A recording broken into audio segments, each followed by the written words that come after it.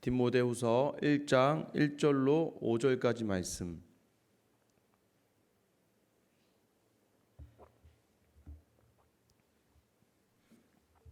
저와 여러분 한 절씩 교도하겠습니다. 하나님의 뜻으로 말미암아 그리스도 예수 안에 있는 생명의 약속대로 그리스도 예수의 사도된 바울은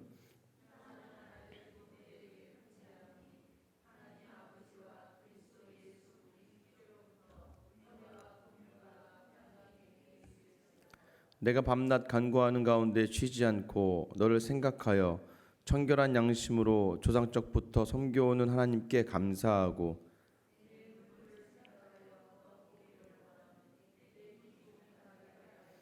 함께 읽겠습니다. 이는 내 속에 거짓이 없는 믿음이 있음을 생각함이라. 이 믿음은 먼저 내 외조모 로이스와 내 어머니 윤희계 속에 있더니 내 속에도 있는 줄을 확신하노라. 아멘. 할렐루야.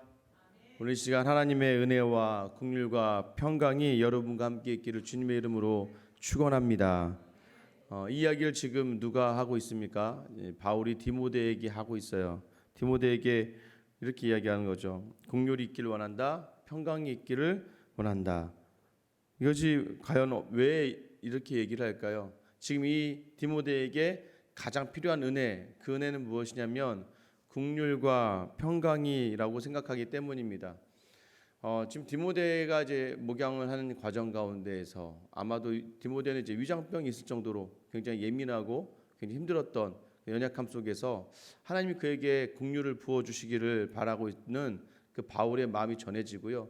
또 목양의 환경 속에서 여러 가지 관계적인 부분들로 치닫다 보면 또 여러 가지 많은 문제들이 겪다 보면 그 마음 가운데 여유와 안정이 있지 않으니까 내가 너에게 평강이 있기를 소망한다라고 이야기합니다. 여러분 살아가면서 누구의 말에 가장 큰 위로가 되고 힘이 되겠습니까? 여러분들에게 나에게 있어서 가장 좋은 것들을 허락해 주신 부모님의 격려, 그죠?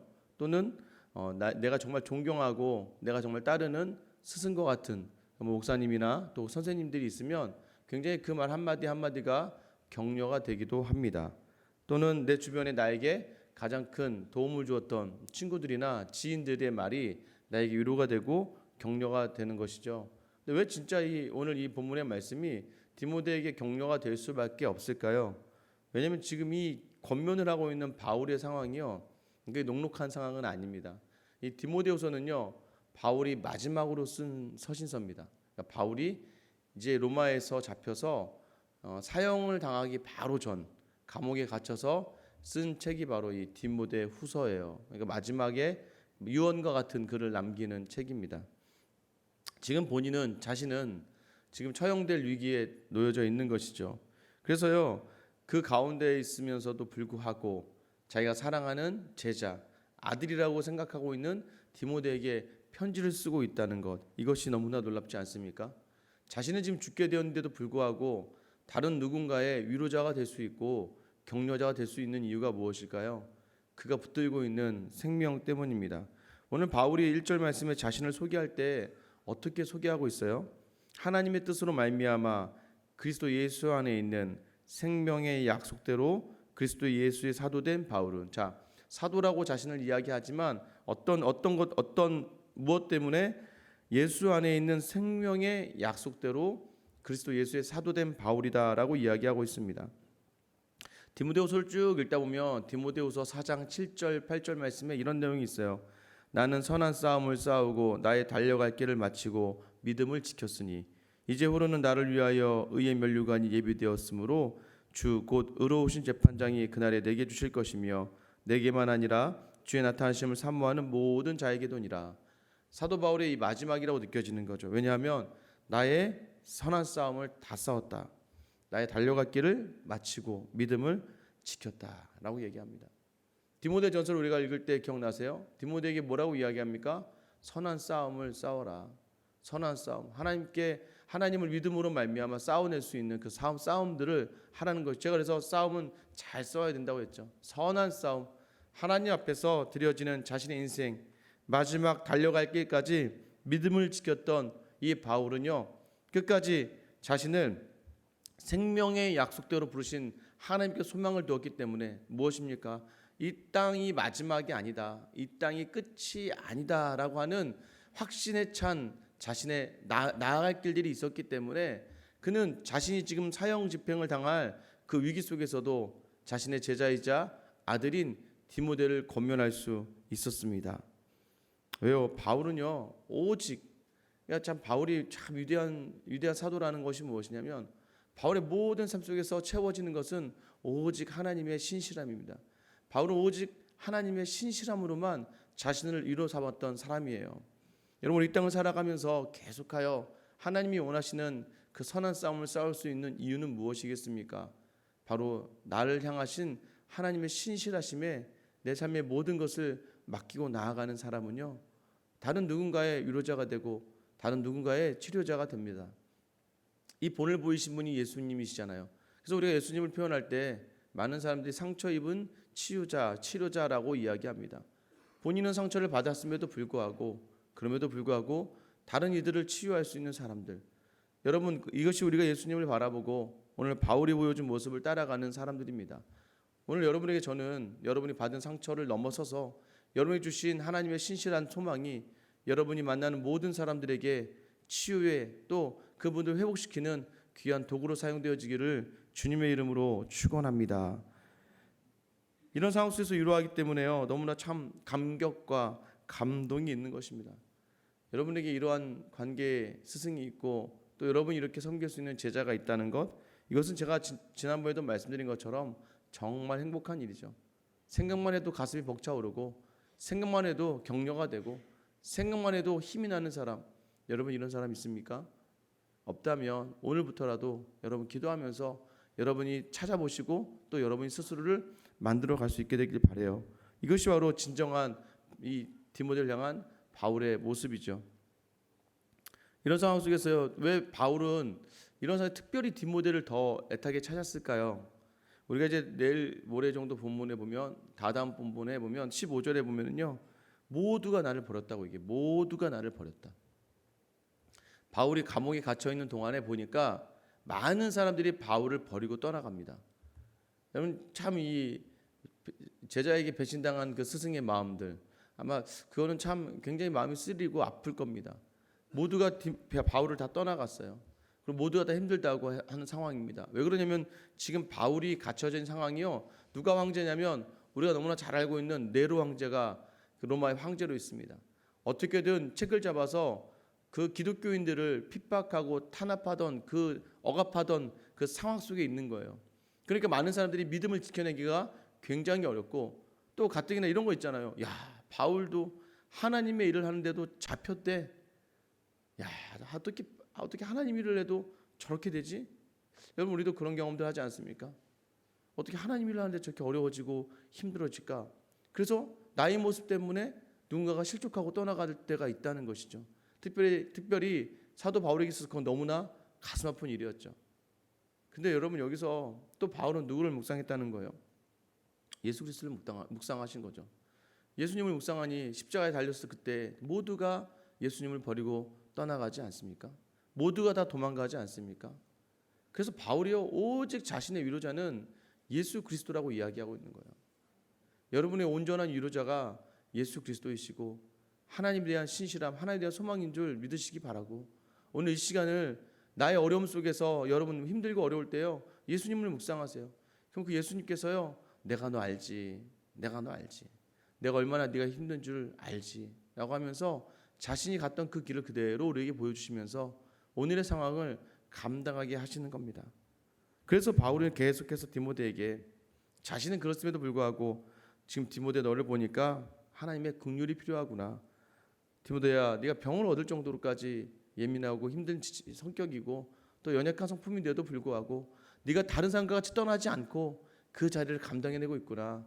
야, 너 하나님의 긍휼이 필요하다. 너 여러 대적들로부터 쉴 새 없이 아마 너를 쳐대는 여러 율법주의자들과 또 로마와 또 유대인들이 있었을 텐데도 불구하고 네가 그 가운데 계속 불안하고 힘들어할 수 있을 텐데 너에게 내가 평안이 있기를 내가 원한다 라고 이야기하는 이 바울이 정말 믿음의 아버지와 같지 않습니까? 바울이요, 디모데를 향해서요, 내가 밤낮 쉬지 않고 기도한다고 이야기합니다. 왜 그렇습니까? 3절에 보면 내가 하나님께 감사한다고 얘기하죠. 내가 너를 생각할 때마다 하나님께 감사한다. 하나님께 감사한다고 해요. 어떤 것, 특별히 어떤 것 때문에 그러나요? 네 눈물을 내가 알지. 네 눈물을 알지. 이 눈물이 무엇입니까? 여러 가지가 있겠지만 우선은 바울과 디모데가 떠나갈 때 서로가 서로를 향한 눈물이겠죠. 바울이 자신이 이제 마지막이라고 생각하고 떠나갔을 그 무렵에 디모데에게 있어서는 그 자기의 스승이자 자기 아버지와 같은 바울을 떠나보내는 것, 로마로 향하며 죽음을 향해 달려가는 그 스승의 모습을 바라보며 눈물 흘렸던 그 디모데의 눈물을 바울은 기억을 하고 있었던 것입니다. 또한 자신과 같은 목양의 자리에서 눈물 흘리며 기도하고 있을 그 디모데를 바라보며 그 디모데를 생각할 때마다 바울은 하나님께 감사한다고 이야기해요. 여러분, 저는 항상 제가 지난번 이전께 마지막 설교 때 한번 말씀 나올 때 항상 그 눈물이 참 많습니다. 그래서 처음 사역지에서요, 이제 고등부 아이들과 사역을 하다가 사역을 그만두기 한 3개월 전부터인데요. 3개월 전부터 매 주일마다 눈물을 흘리는 거예요. 그래서 계속 눈물을 흘리다가 마지막 날은 인사하다가 제가 그 눈물을 다 탈진을 해버렸습니다. 그래서 오후 예배 때 원래 이 다음 사역지에 가서 인사를 하기로 했는데요. 너무 많이 우는 바람에 탈진을 해서요. 그 교회 가지를 못했습니다. 그래서 막 울고서 이제 사무실에 이렇게 누워 있는데요. 저희 교육부서를 담당하던 목사님이 그러시는 거예요. 아유, 김지현 전도사, 아유 힘들지? 그럼 저에게 하신 말씀이 뭐냐면 처음이라서 그래, 처음이라서 좀 시간 지나고 여기저기 교회 이제 사역하다 보면 익숙해질 거야라고 얘기하시는 거예요. 참 그 말이 이제 저를 위로하려고 주시는 말씀이었죠. 위로죠. 위로. 힘들지만 좀만 참아봐. 근데 제가 그 말씀을 들으면서 작정했던 바가 있습니다. 무엇이냐면 내가 어디를 가든지 어디에서 어떤 사역을 하든지 마지막에는 서로의 석별의 정, 아쉬움으로 말미암아 마음껏 눈물을 쏟아낼 수 있는 그런 사역자가 되겠다라고 작정을 했습니다. 그래서요, 그 다음 교회 가서도 또 사역을 하면 마지막에 또 펑펑 울고, 또 이 교회 오기 전에 마지막 설교를 하면서도 그 또 담임 목사님께서 저에게 오전 예배를 1, 2, 3부 또 청년 사역자가 또 저에게 청년부 설교를 또 하게 해주셨는데요. 오전 내내 울어서 설교하다가 하도 많이 울어가지고는 그날도 굉장히 힘들었던 기억이 납니다. 그런데도 불구하고 참 감사했습니다. 서로를 생각하며 눈물을 흘릴 수 있는 그러한 관계들, 그러한 존재들.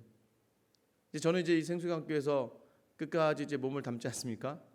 여기 있는 제가 항상 웃으면서 얘기했지만 먼저 떠나보낼 우리 저보다 연배가 많으신, 제가 먼저 가서는 안 되겠죠. 죄송하지만 저보다 연배가 많으신 분들 떠나볼 때는 우리가 펑펑 우는 정말 눈물을 흘릴 수 있는 이런 귀한 관계가 되길 소망하고, 또 믿음의 후배들이 있고 제가 떠나갈 때는 또 믿음의 후배들로 말미암아 저를 생각하면서 눈물을 펑펑 흘릴 수 있는 그 관계가 하나님 앞에서 너무나 감사한 관계 아니겠습니까? 저는 이러한 우리 생수의 관계가 될 수 있기를 주님의 이름으로 축원합니다. 또 하나의 은혜는 무엇입니까? 너에게는 거짓 없는 믿음이 있었다. 너를 생각할 때마다 내가 감사한 건 너는 참 거짓 없는 믿음을 가지고 있기 때문이야. 네가 거짓 없는 믿음이 있는 그 생각을 할 때마다 내가 참 감사하다는 것이죠. 이 디모데에게는 할머니가 이름이 로이스입니다.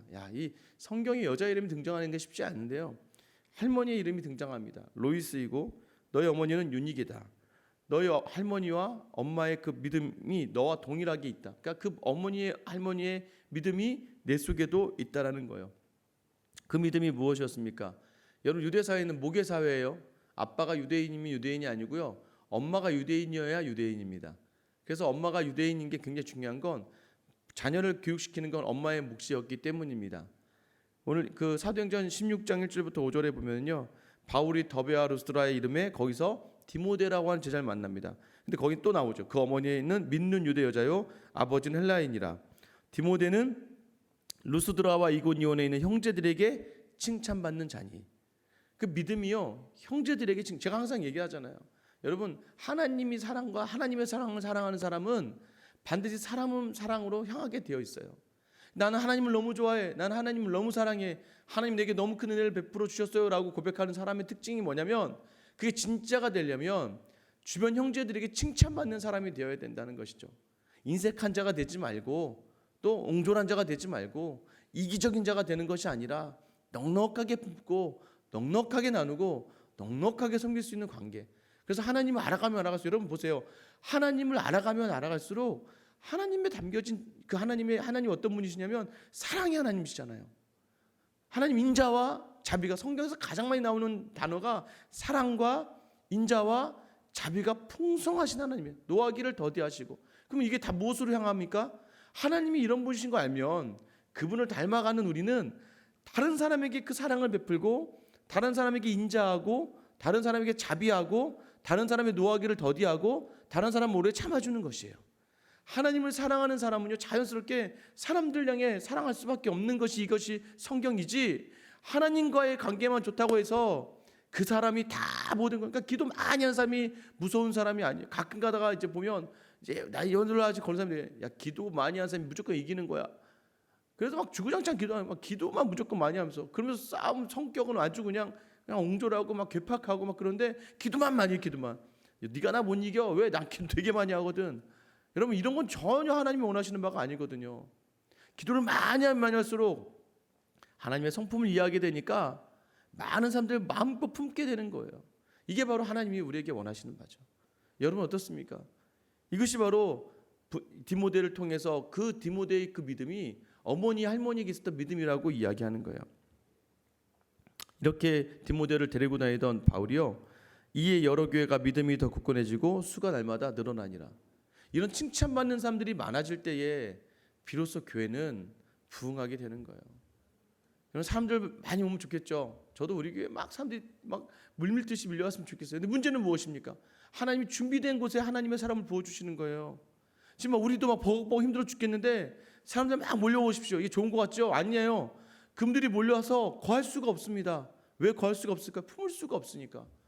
내가 여유가 있어야 넉넉하게 품어주는데 지금 나도 힘들어 죽겠는데 막 버벅버벅 되는데 막 사람들이 오면은요, 저 사람들 하나도 못 챙겨요.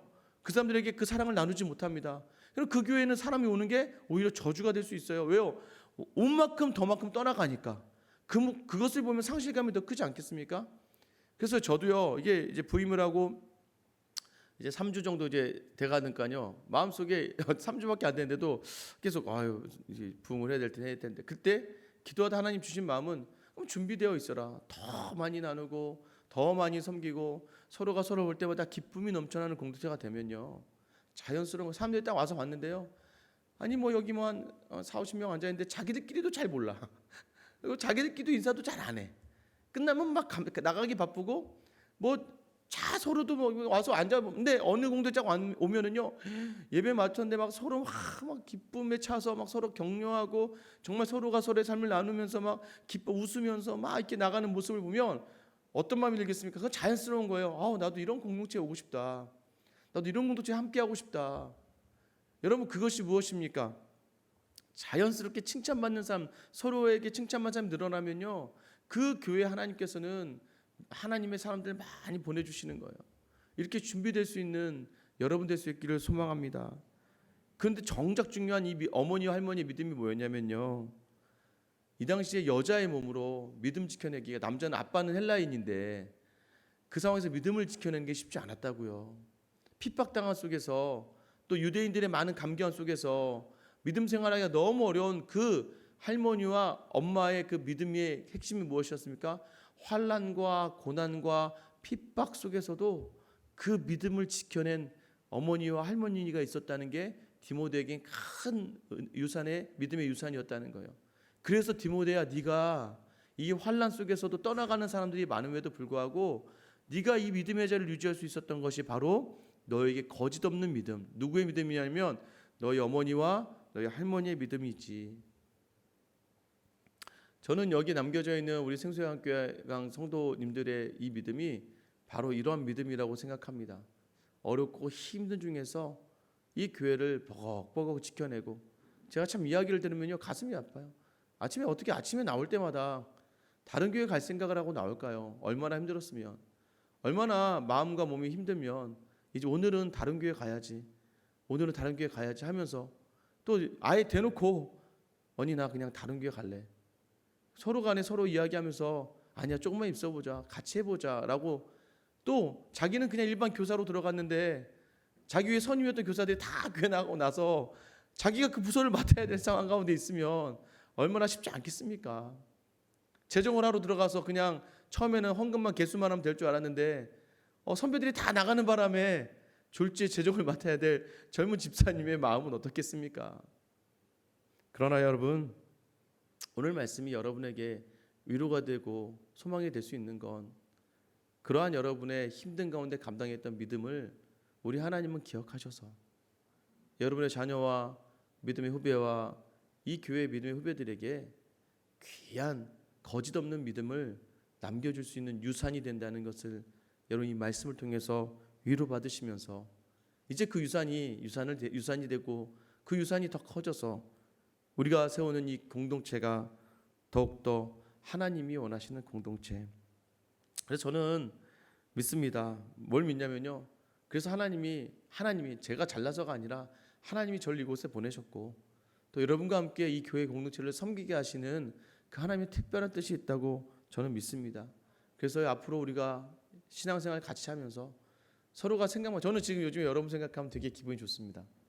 여러분들이 막 문자 오고 막 카톡 오고 그러잖아요. 그러면 이제 딱 이렇게 생각만 해도, 그리고 또 이제 뭐 하루만 전화를 안 하거나 연락을 안 하면 뭔가 좀 어제도 그래서 마지막에는 이제 연락을 했죠, 누구에게서.